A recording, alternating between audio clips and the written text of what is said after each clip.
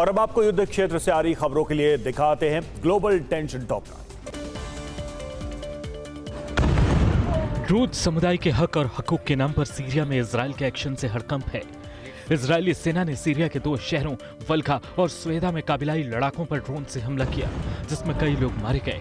IDF का आरोप है कि कबीलाई लड़ाके ड्रूज समुदाय पर हमला कर रहे थे।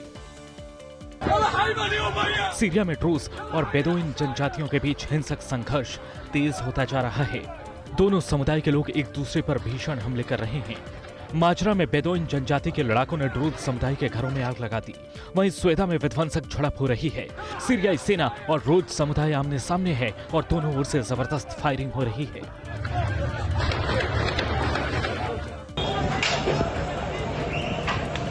सीरिया में ड्रूज समुदाय के खिलाफ जारी जंग यूनिवर्सिटी कैंपस तक पहुंच गई है। सीरियाई राष्ट्रपति अहमद अल शरा के समर्थकों ने अलेपो विश्वविद्यालय में ड्रूज छात्रों पर हमला किया। UEM Jaipur is a perfect target for prospective students aspiring for good jobs, good education with future-ready skills. स्वेदा से शुरू हुआ संघर्ष 6 से ज्यादा इलाकों में फैल चुका है। 13 जुलाई से सीरिया में नॉन स्टॉप बारूदी तबाही जारी है।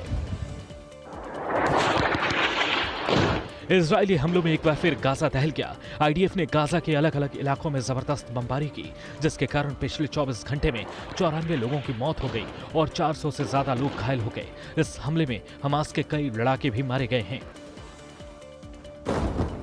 गाजा में इजरायली सेना का एक्शन जारी है। इस बीच हमास ने कहा है कि अगर मौजूदा वार्ता विफल हो जाती है तो इसके बाद बंधकों की रिहाई को लेकर कोई समझौता नहीं होगा। इसके साथ ही हमास ने कहा कि बंधकों की रिहाई के लिए बार बार समझौते की पेशकश की गई, लेकिन नेतन्याहू ने इससे इनकार कर दिया। रूस और यूक्रेन के बीच भीषण जंग जारी है। रूस ने यूक्रेन के दिनप्रोपेट्रोवस्क ओब्लास्ट में जबरदस्त हमला किया। पिछले 24 घंटे में यहां एक ट्रेन के लोको पायलट समेत 7 लोगों की मौत हो गई और 25 लोग गंभीर रूप से घायल हो गए। वहीं यूक्रेन ने 11 शाहिद ड्रोन मार गिराने का दावा किया है। रूस की घेराबंदी तेज हो गई है। अब जर्मनी ने यूक्रेन को लॉन्ग रेंज की मिसाइलें देने का ऐलान किया है और जल्द ही इसकी पहली खेप यूक्रेन पहुंचने वाली है।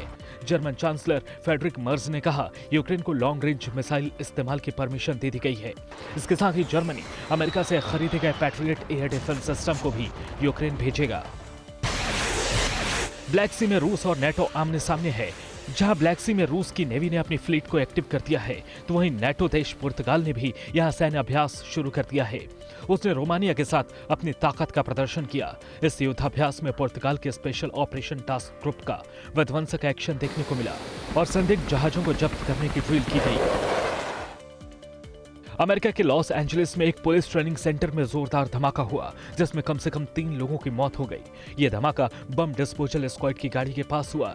वहीं घटना की जानकारी मिलते ही Los Angeles county fire department की टीम मौके पर पहुंच गई और राहत कार्य शुरू किया गया। हालांकि अभी तक धमाके की वजह साफ नहीं हो पाई है।